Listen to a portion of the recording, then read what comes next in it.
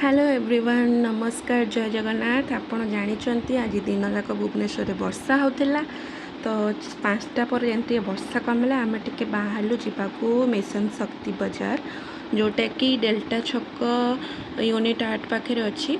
तो यहाँ तार बाहर व्यू आम टे जाकि मैंडेट फोटो तो निहाती दरकार फोटो उठेलु आउ किछटा फोटो आम कि जिन कि सारापर से एक्चुअली मेनली मिलेट्स उपर किछटा जिनस अच्छी हैंडलूम आइटम्स भी अच्छी सिल्वर फिलिग्री भी अच्छी पट्टचित्र भी अच्छी।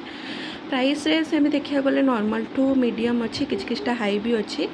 भितर फोटो उठाया कि वीडियो करने अलाउ कर जस्ट छोट क्लिपटा थिला मुझेटा को ऐड कर देछि तापर से मना कले कि आप वीडियो फोटो करें तो आम फोटो और वीडियो नहीं नथिलु।